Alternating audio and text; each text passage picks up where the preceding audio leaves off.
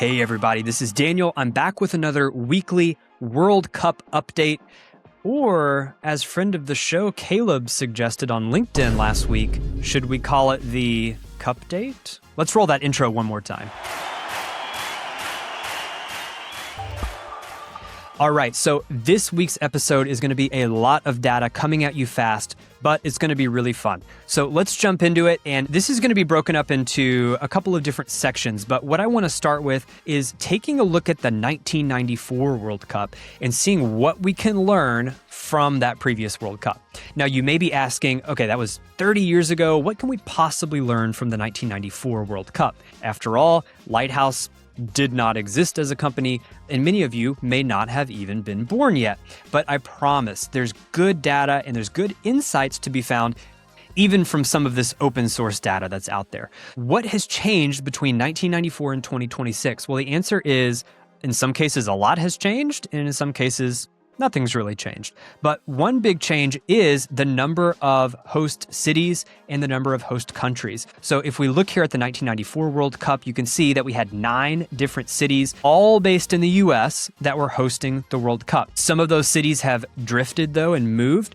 So we've lost Chicago, Detroit, Orlando, DC. Those are no longer going to be host cities for the World Cup. But in 2026, we've upped things to 16 different stadiums in 16 different cities. And now we've got 3 countries. So we're adding Canada and Mexico into the mix. So we've got some new host cities. Obviously Toronto and Vancouver are new. All of the Mexican host cities are new as well. And then in the US, we've got some new additions like Houston and Kansas City and Atlanta and Miami. So things from that perspective are very much different. Let's now talk a little bit about stadiums and how they're different.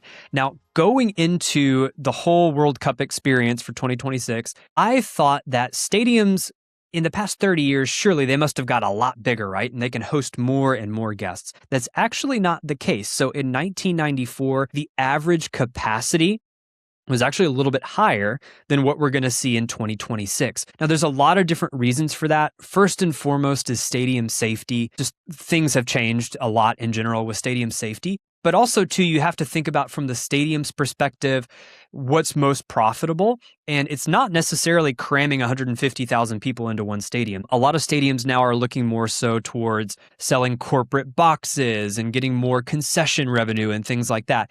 So the absolute top line attendance, record smashing numbers, packing the stadium with people, it's not as important from a revenue perspective in 2026. So that's why you see that average stadium capacity actually coming down. And one stadium that really exemplifies this is the Estadio Azteca in Mexico City. That stadium, and I know it wasn't a host in the 1994 World Cup, but that stadium at that time could hold up to 115,000 people. And now it's looking at maybe only 90,000 for maximum attendance for the World Cup. So let's get into some 1994 stats, and these I think are really fun to look at. So this is from left to right on this chart. This is chronologically every single game of the World Cup in 1994, and it's broken out not only by weekday, weekend with this little indicator down here at the bottom, but the values that you're seeing in the chart, this is how filled each stadium was for every single game. So you'll see that the group stage on average had,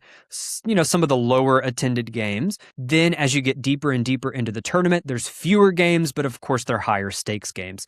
So let's call out a few different games that we see on the chart that are really standing out. Some of the underperformers from 1994. So let's see if we can learn anything from these games that weren't so hot. The first one that's most obvious is I hover over it and you can see it's Nigeria versus Bulgaria. Sadly, this was in my city, Dallas, Texas. This was the least attended game of the entire World Cup in 1994. And I even went back and rewatched this game. This was not a weather thing. The weather was actually picture perfect this night. Wasn't even that hot for June in Texas. But the reason why this game was so soft, I think, is because this was a week night. This was a Tuesday night. And also, too, you had Nigeria versus Bulgaria. Now, back in the early mid-90s, Nigeria and Bulgaria were both much less affluent, expecting folks, even soccer superfans, to travel from Nigeria and Bulgaria to Dallas, Texas was definitely a really big ask. Both of those countries were undergoing tons of changes at the time, and they were just much less affluent countries than they are today. And Nigeria as well had a much, much smaller population than what it does now. So it's not surprising to see that this game, at least I think from an international demand perspective, was a really, really soft one. But you also layer that on with the weekday, and that's why this was kind of a soft performer. So let's keep this in the back of our mind, the day of week that the game is being hosted on, and then also kind of that international demand aspect of it, right? It was very hard for Nigerian and Bulgarian fans to go to Dallas for some of the reasons that I mentioned. Another game that was a little bit soft was Romania versus Switzerland. This was hosted at the Pontiac Silverdome the next day on a Wednesday. So this game also had that weekday effect, but also too, Romania was in a very similar boat to Bulgaria in 1994. It would have been a really big ask for a Romanian soccer fan to make that journey to Detroit. And also too, Switzerland is a relatively small population as far as countries that are in the World Cup go. A few other games that were a little bit soft, Sweden versus Russia. Russia, I think, also in a very similar boat to Romania and Bulgaria in 1994. And here's a game that I want to highlight for just a second. Russia versus Cameroon. Not only was this game on a Tuesday night, which we've already seen with the other game, was definitely a headwind, but also too, an interesting note. Both Russia and Cameroon were already eliminated from contention at this point in the tournament. So it didn't matter who won this game. They could not go any deeper. They could not progress to the round of 16. So that, I think, is also another factor that we need to weigh. Okay, so let's get into the good stuff. Let's talk about which games may be underperformers and which games are looking really, really strong. We're going to start with our risk watch. These are games that I think may be at risk of not looking so hot once we actually get to the group stage of the World Cup. For the first one, this is Morocco versus Haiti. So there's a couple different reasons why I've honed in on this one as being kind of the most at-risk game. The first reason I'll point out is this game is held on a Wednesday night. As we've seen from the 1994 data, some of those worst performing games did happen on nights like Tuesday and Wednesday and Thursday. So this day of week, I think, is going to be somewhat of a headwind. Also, too, this is the third time that both of these teams are going to play. And with Haiti currently ranked World 84, there is unfortunately a strong chance that Haiti will no longer be in contention at this point in the tournament. And then finally, you've also got additional headwinds just with the travel barriers for Haitian fans. So it's going to be very hard, if not impossible, for any Haitian fans to come and attend that game here in the States. So that's just another factor that we need to think about. So although Morocco is a really strong side, you're going to have Haiti, which at this point in the tournament may already be out of it. And as we hover over this particular game, now we start to get into some of the pricing data that we have here at Lighthouse. And you can see that we're off of our all-time peak. Pricing to me still actually looks pretty decent here for this game. We've got good growth versus where we were 200 days out, but now prices are starting to ease off a little bit from that all-time peak. So this is one to watch if you're an Atlanta hotelier. Next up, let's take a look at this Curacao versus Ivory Coast game. Now, you've got Curacao. That's a country with a very small population. There's not going to be a ton of people from Curacao that are actually coming to the States to watch this game in Philly. The game is also held on a Thursday, weekday, which is another potential headwind. But also, too, you've got to think about how Curacao might also be eliminated at this point in the tournament. They're currently world ranked number 82, so they've got a pretty tough route to get any deeper into the tournament. You know, they're going to play Germany, they're going to play some other strong sides. So I would definitely watch this one as a potential to underperform if you're a Philadelphia hotelier. Now, the pricing is also kind of backing this other intel up as well. From our all-time peak, which was about 200 days out, we're now about 11% off of that all-time peak, and you can see that advertised pricing is starting to trend down. And the third one that I've got listed here, I'm not as concerned with this one, but I still want you to keep an eye out if you are a hotelier in Monterey. So here is South Korea versus South Africa. And for this one, I think it is somewhat likely that South Africa could be eliminated at this point in the tournament. And you've also got this game happening on a Wednesday right in the middle of the week, which is not always ideal. We are off of some of our all-time pricing peaks. The highest observed that we saw was roughly maybe about 165 to 170 days out, where prices were at about $766.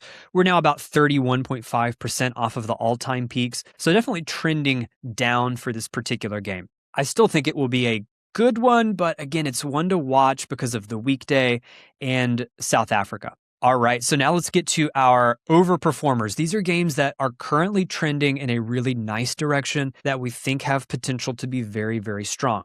Now, right off the bat, you can see the top three are all in Houston. So if you're a hotelier in Houston, really good news for all three of these matches. And as we do a little bit of a deeper dive, let's explain why. So pricing is moving in a really positive direction for all three of these games. The pricing evolution curve for the advertised forward-looking pricing looks very similar for each. So for Portugal versus the undecided opponent there for Wednesday, June 17th, we've got 70% pricing growth versus when we first started observing the pricing. Rates right now are at about $291 per night on average for the Houston market. Our Lighthouse Demand Index is indicating that this is going to be a very, very strong game. And it's no surprise why, because you've got Ronaldo and just the star power that he's going to bring. Even though we don't know who the opponent's going to be, Ronaldo alone is enough for this game to really look attractive already. Germany and Curacao is another good one that's being held in Houston. This has a couple of different things going for it. This is a Sunday night, which is traditionally strong for sporting events anyway. But also, too, you've got pretty good accessibility for the German fans. So Lufthansa has a lot of direct flights to Houston, so it's relatively easy for the fans to get to Houston. And Curacao, I wish them all the best in the tournament, but my guess is that this is probably going to be an attractive game for a lot of guests because they want to see a game where Germany has a very strong likelihood of winning this game. So people probably want to see, not going to say a guaranteed win, but of course people want to see a safe win for a very popular side in Germany. And then finally, this third Houston game that I'm keeping an eye on is the Netherlands versus, again, another undecided. So pricing is trending in the right direction here for this Netherlands game. Very, very strong pricing, 51% growth versus where we were at 200 days from arrival. And of course, the Lighthouse Demand Index also agrees with that, 3.56, very, very high market index. A few other honorable mentions would be Mexico versus South Korea in Guadalajara. We've got very strong pricing from that 200-day out window to current.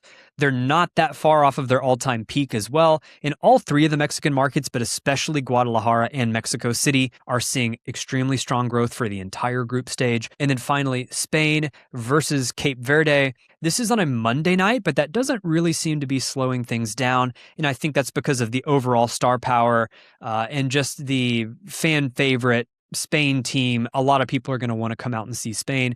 Okay, so we'll leave it there for this week. Next week, we'll explore an entirely new theme, but I hope that you liked this whole Blast from the Past 1994 theme. Although the World Cup was last hosted here over 30 years ago, and it may seem counterintuitive to look at data that old, but I still think there's insights even in some of this open source data from a World Cup that was 30 years ago.